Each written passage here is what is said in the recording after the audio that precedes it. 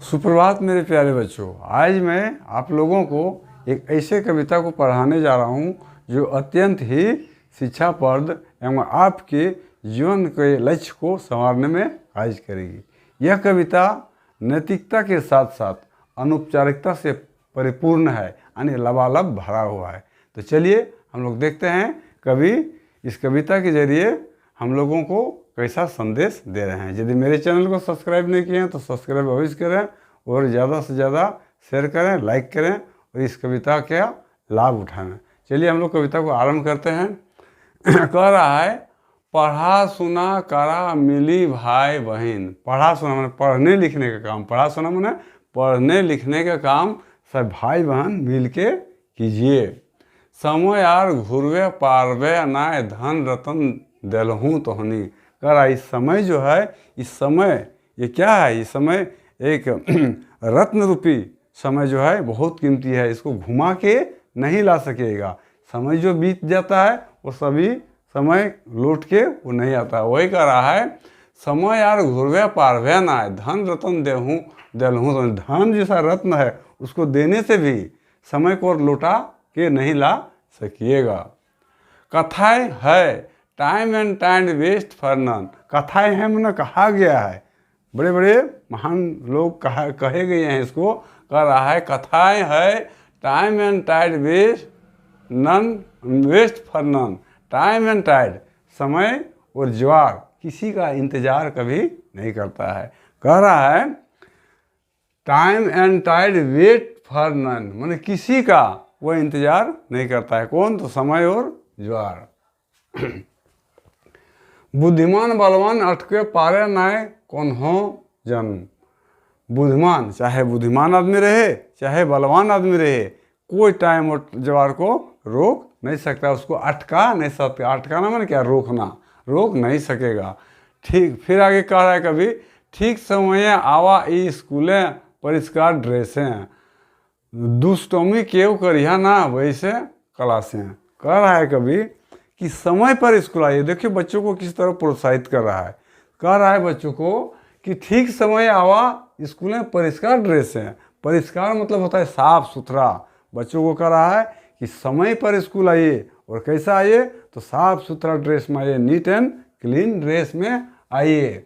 दुष्टोमी क्यों करिया ना वैसे क्लास है। और क्लास में दुष्टोमी में होता है लड़ाई झगड़ा। दुष्टोमी का मतलब लड़ाई झगड़ा। बच्चा तो लड़ने लगता है ना, उसको सलाह दे रहा है कभी कि दुष्टोमी क्यों करिया ना वैसे क्लास है। क्लास में जब बैठिएगा तो कोई किसी से लड़ाई झगड़ा नहीं कीजिएगा। कभी ये बच्चों को सलाह दे रहा है, नैतिक शिक्षा दे रहा है।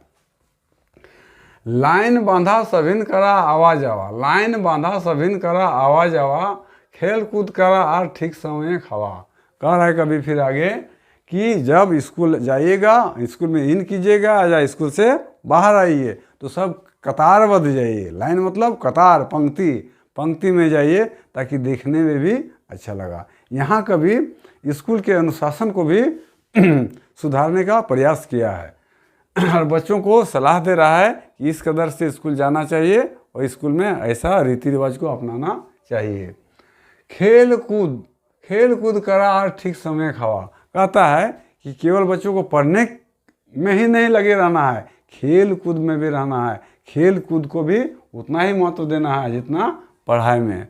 करा ठीक समय खावा और खाना पीना को भी टाइम टेबल पर खाना चाहिए, क्योंकि टाइम टेबल पर नहीं खाएगा तो स्वास्थ्य हमारा बिगड़ सकता है। खेल होगा, खेलने से शारीरिक व्यायाम होता है, मनुष्य का जो तन होता है वो स्फूर्तिदार हो जाता है, स्वस्थ होता है। हेल्थ इज वेल्थ कहा गया है कि स्वास्थ्य ही धन है, इसलिए खेल कूद पर भी ध्यान देने के लिए कभी कह रहा है। वही कहता है खेल कूद करा ठीक समय खावा।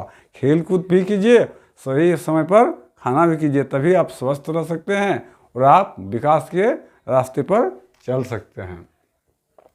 पढ़ा सुना संगे करा चरित्र निर्माण। कह रहा है पढ़ने के साथ साथ मनुष्य का क्या है, चरित्र का निर्माण करना चाहिए। अच्छा आदमी बनने की चेष्टा करना चाहिए, गुणवान बनना चाहिए, तभी आदमी आपका अनुसरण करेगा। चरित्र मतलब क्या? अपना आचरण जो है, आचरण को ठीक से बनाने की चेष्टा करना चाहिए। वही कहता है पढ़ा सुना संगे करा चरित्र निर्माण। पढ़ाई लिखाई के साथ साथ अपने चरित्र का भी निर्माण करने के लिए कवि सलाह दे रहा है। यदि हवे चाहा इस संसार में महान, ठीक समय चूल कटवा रहो नाय माथा यार। कहता है यदि समाज में महान बनना चाहता है, एक श्रेष्ठ व्यक्ति बनना चाहता है, तो क्या करेगा? ठीक समय चूल कटवा, आदमी जैसा, आदमियत जैसा रहिए, बाल को है समय पर कटाइए, छोटा रखिए, बाल को झाड़ी की तरह मत बना के रखिए। वही कहता है यदि हवे चाहे इस संसार में, इस संसार में यदि महान बनना चाहता है तो ठीक समय चूल कटवा। चूल मतलब होता है बाल, बाल को सही समय पर कटा लीजिए ताकि ये झाड़ी की भांति हो नहीं जाए। रह नए माथा भाझाड़, कहने मतलब हुआ इस माथा को झाड़ने का भी जरूरत नहीं पड़ेगा, इस तरह कटाने की सलाह कवि दे रहा है। खेलक मैदान करिया न लुगा फटा चीर फाड़। खेलक मैदान, खेल के मैदान में करिया नहीं करना चाहिए। खेल के मैदान में भाईचारा का संबंध रखना चाहिए, एक दूसरे का लुगा फटा मैंने पहनावा को चीड़ फाड़ नहीं करना चाहिए। कहने का तात्पर्य है कि झगड़ा झंझट नहीं करना चाहिए, वहाँ भाईचारे का संबंध को निभाना चाहिए।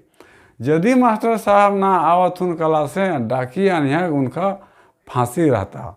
देखिए कभी यहाँ क्या कर रहा है, मास्टर जो अपने कर्तव्य से विमुख हो रहा है उसको भी कर्तव्य में लाने के लिए कभी कह रहा है कि यदि मास्टर साहब ना आवत उन कला से, यदि मास्टर साहब अपने रूटीन के हिसाब से, स्कूल में रूटीन बटा हुआ आता है, घंटे बाई घंटे अलग अलग सब्जेक्ट के अलग अलग टीचर आते हैं, तो कहता है यदि मास्टर साहब ना आवत उन क्लास में, यदि मास्टर साहब क्लास में नहीं आते हैं, डाकी आना उनका फांसी रहता है, तो उसको जाके बुला के लाइए ताकि उसमें वो फंसे हुए रहेंगे, यानी अपने काम में तल्लीन रहेंगे। ना जैसे खैनिक फांसे रोज रोज करा सबिन पूरन हमटास। अरे कहता है उसको बुला के लाइएगा। तो आजकल क्या होता है कि शिष्टाचार को कहीं कहीं टीचर लोग भी भ्रष्ट कर दिया है, क्लास में स्कूल में खैनी बनाने लगता है। तो वो कभी कह रहा है कि उसको बुला के लाइए और क्लास में क्लास करवाइए ताकि वो खैनी बनाने के चोस में अपना समय को बर्बाद नहीं करेंगे। वही कहता है रोज रोज करा सबिन पूरन होम टास्क, और अपना अपना जो होमवर्क सब टीचर देते हैं उसको समय पर कीजिए। सचेत भय देखा केहू जैसे दे नए फाँक। कभी ये भी कह रहा है बच्चों को, क्योंकि जिस तरह शासन को चलाने के लिए, देश को चलाने के लिए प्रधानमंत्री मुख्यमंत्री सब क्या करते हैं, पूरा देख रेख करते हैं कि कैसे शासन व्यवस्था चल रहा है, उसी तरह स्कूल भी एक परिवार की संस्था है।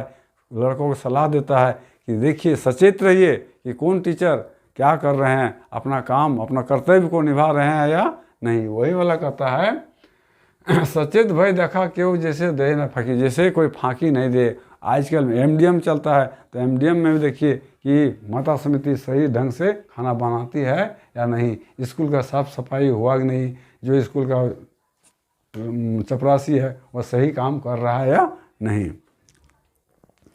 टिफिन समय किछु देहक मुँह। टिफिन, टिफिन मतलब होता है इंटरवल, है ना। कोई भी काम करने के बाद क्या होता है, मनुष्य का चाहे लड़का का कोई भी हो, उसका मन थोड़ा थक जाता है तो उसमें कुछ गैपिंग दिया जाता है, जिसको कहा जाता है टिफिन।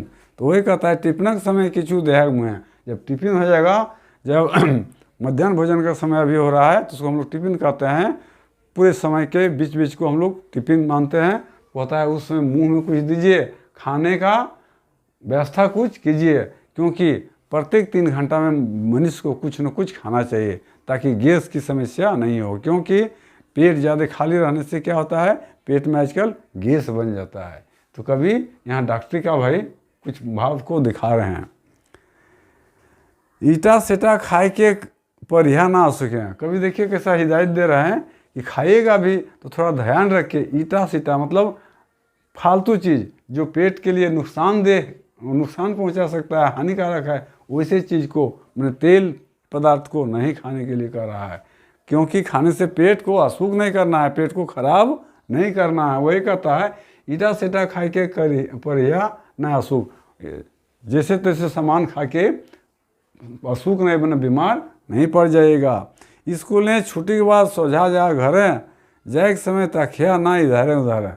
कभी कह रहा है जब स्कूल में छुट्टी हो जाएगा तो स्कूल में छुट्टी होने के बाद सीधे डायरेक्ट घर आइए, इधर उधर ताकने का ज़रूरत नहीं है। लड़का क्या करता है, छुट्टी हो गया, रास्ते में खेलते खेलते कहीं रह जाता है, माँ बाप चिंतित हो जाता है। तो कभी कह रहा है कि ऐसे नहीं करना है, जैसे ही छुट्टी होगा कतारबद्ध निकलिए और सीधा अपना घर आ जाइए। आगे देखते हैं कभी क्या कर रहा है। जीवन का उद्देश्य कर रहा है समय निर्णय। अपने जीवन का, प्रत्येक व्यक्ति के जीवन का कुछ लक्ष्य होता है, वो जीवन में कुछ बनना चाहता है, वही कभी कर रहा है जीवन का उद्देश्य कर रहा है समय निर्णय। पढ़ने के समय जो है उसी समय अपने जीवन के लक्ष्य को फिक्स करना चाहिए, लक्ष्य अपने गोल को निर्धारित करना चाहिए कि उसे क्या बनना है। इसलिए कभी कह रहा है जीवन का उद्देश्य कर रहा है यह समय निर्णय। इसी समय मैंने पढ़ने के समय ही अपने जीवन का लक्ष्य को फिक्स करना है कि निर्णय लेना है कि हमें क्या बनना चाहिए। भविष्य में उज्जवल खातिर ना करिया भय। भविष्य में आगे आने वाले समय में क्या होगा मेरा भविष्य, उसको सोचना नहीं है, अपना कर्तव्य को करते जाइए। फल के लिए चिंता नहीं करना। वही कहता है भविष्य तक उज्जवल खातिर ना करे चिंता। भविष्य तुम्हारा उज्जवल होगा या नहीं होगा इसका भय नहीं करना है, क्योंकि जब कर्तव्य कीजिएगा तो अवश्य ही उसका फल अच्छा होगा, तुम्हारा भविष्य अच्छा होगा। छात्र का 7 गुण का अवलंबन। छात्र को 7 गुण होता है। छात्र का क्या गुण होता है, 7 गुण होता है। कहीं कहीं 5 का जिक्र है, कहीं कहीं 5 जिक्र है। क्या है 5 गुण, तो काग चेष्टा बको ध्यानम, काग चेष्टा बको ध्यानम स्वान निंद्रा अल्पहारी। क्या कर रहा है, काग चेष्टा बको ध्यानम स्वान निंद्रा तथेव च अल्पहारी गृहत्यागी विद्यार्थी 5 लक्षणम। विद्यार्थी को 5 लक्षण होता है। क्या होता है, काग चेष्टा, कोवे की तरह चेष्टा करना चाहिए। देखिए क्या होता है कि जब हम किसी रोटी के टुकड़े को फेंकते हैं तो कौवा ऐसा ध्यान लगाए रहता है कि ज़मीन तक रोटी पहुंचने के पहले ही उसको ले उठा लेता है। कहने का तात्पर्य हुआ कि विद्यार्थी को भी कौवे की तरह चेष्टा करना चाहिए, अपने पढ़ाई पर ध्यान देना चाहिए। बको ध्यानम, बको मतलब होता है, बक मतलब होता है बोगला। देखिएगा बोगला जब तालाब में क्या करता है, अपना शिकार करने का रहता है तो एकदम जड़ भांति मूर्ति जैसा खड़ा हो जाता है, और जैसे ही मछली आता है अपना शिकार को पकड़ लेता है। तो विद्यार्थी को क्या होना चाहिए, बोगले की तरह ध्यान रखना चाहिए, कौवे की तरह चेष्टा करना चाहिए। स्वान निंद्रा तथेव च। स्वान, स्वान मीन्स होता है कुत्ता। स्वान मीन्स क्या होता है, कुत्ता। देखिए कुत्ता अपने मालिक की रक्षा के लिए निंदाता जो है सोता है, बहुत कम सोता है। जैसे ही जरा सा हाथ होगा वो चौकन्ना होके उड़ जाता है। वही कहता है स्वान निंदा तथेव च, कुत्ते की भांति नींद होना चाहिए। यानी नींद बच्चों को 8 घंटा से ज़्यादा नहीं सोना चाहिए। सोने के वक्त भी उसको सचेत रहना चाहिए। अल्पहारी गृहत्यागी। अल्पहारी मतलब भोजन हल्का करना चाहिए। क्या करना चाहिए विद्यार्थी को, भोजन हल्का करना चाहिए, ज़्यादा भोजन नहीं करना चाहिए। ज़्यादा भोजन करने से क्या होता है कि नींद ज़्यादा आने लगती है ना। इसलिए कहता है विद्यार्थी को कम भोजन करना चाहिए। गृह त्यागी, पढ़ने वाले विद्यार्थी को क्या होना चाहिए, घर का त्याग करना चाहिए, घर से कोई मोह माया नहीं रहना चाहिए। ये 5 लक्षण है। आलस्य और क्रोध भी कहीं कहीं जिक्र है। यानी कहने का तात्पर्य हुआ विद्यार्थी के जो ये 7 लक्षण है उसको पालन करना चाहिए। छात्र के 7 गुण का अवलंबन, मैंने इस 7 जो गुण है इस गुण का पालन करने के लिए कभी कह रहा है।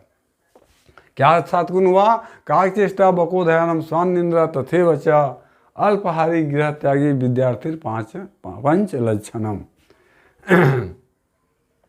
आगे कहता है होतो पूर्ण रहले एकांत मन। जब आप एकांत में रहिएगा, शांत रहिएगा, तो जो सोचे हैं, जो बनना चाहते हैं वो अवश्य बनिएगा। वही कहता है होतो पूर्ण, वो कार्य तुम्हारा पूरा होगा। माता पिता गुरु बूढ़ा आर महत जनक। माता पिता गुरु बूढ़ा आर महत जनक श्रद्धा भक्ति रक्षा दिन रात। देखिए यहाँ क्या हितोपदेश दे रहा है कवि। कहता है कि माता पिता गुरु और बूढ़ा, उसके साथ महान व्यक्ति, यानी माता का, पिता का, गुरु का, बूढ़ा व्यक्ति का, और जो महान आदमी है उसका हमेशा भक्ति करना चाहिए। एवं कहा गया है संस्कृत में, गुरु ब्रह्मा गुरु विष्णु गुरुदेव महेश्वर तदपदम दर्शितम जेनो तस्मै श्री गुरुवे नमः। गुरु ब्रह्मा गुरु विष्णु गुरुदेव महेश्वर तदपदम दर्शितम जेनो तस्मै श्री गुरुवे नमः। यानी गुरु जो है वो ब्रह्मा है, विष्णु है और महेश है। एक बात है कि एक बार एक लड़का के सामने गुरु और भगवान दोनों आगे लड़का मैं संकोच में पड़ गए कि मैं गुरु को प्रणाम करूं या भगवान को प्रणाम करूं। लेकिन लड़का क्या करता है, पहले गुरु को ही प्रणाम कर लेता है। आने कहने का तात्पर्य हुआ जो गुरु होता है ब्रह्मा विष्णु महेश से भी बड़ा होता है। इसलिए कहा गया गुरुर् ब्रह्मा गुरुर् विष्णु गुरुदेव महेश्वर तत्पदम दर्शितम जैन तस्मै श्री गुरुवे नमः। कहीं कहीं है गुरुर् ब्रह्मा गुरुर् विष्णु गुरुदेव महेश्वर साक्षात परम ब्रह्म तस्मै श्री गुरुवे नमः। गुरु साक्षात तस्मै श्री गुरुवे नमः। कहने का तात्पर्य हुआ कि गुरु जो होता है ब्रह्मा विष्णु और महेश के समान होता है, उससे गुरु का तुलना किया गया है। तो वही कहता है कि माता पिता गुरु बूढ़ा और महान आदमी का जब आप क्या कीजिएगा, भक्ति कीजिएगा, तो आपका क्या होगा, मान मर्यादा आयु बढ़तो ही जीवन है। तब तुम्हारा मान बढ़ेगा, मर्यादा बढ़ेगा। इस जीवन में तुम्हारा मान मर्यादा बढ़ जाएगा, तुम्हारा आयु बढ़ जाएगा, उम्र बढ़ जाएगा। कैसे बढ़ेगा, यदि कोई लड़का चाहे कोई आदमी अपने माता पिता गुरु बूढ़ा और महान आदमी का सेवा भक्ति करता है। इता छाड़ा आर कोनो है ई की ई भुवन है, कर रहा है ये छोड़ के इस पृथ्वी पर, और इससे बढ़ के क्या है। आने कहने का तात्पर्य कुछ नहीं है। माता पिता मान मर्यादा ये सब की सेवा सबसे बड़ा चीज़ है। इससे बढ़ के आयु और मान मर्यादा से बढ़ के इस संसार में कुछ नहीं है। यदि वीडियो अच्छा लगा तो सब्सक्राइब अवश्य कीजिएगा और ज़्यादा से ज़्यादा शेयर कीजिएगा। आज इतना ही रहेगा। जय हिंद, जय भारत।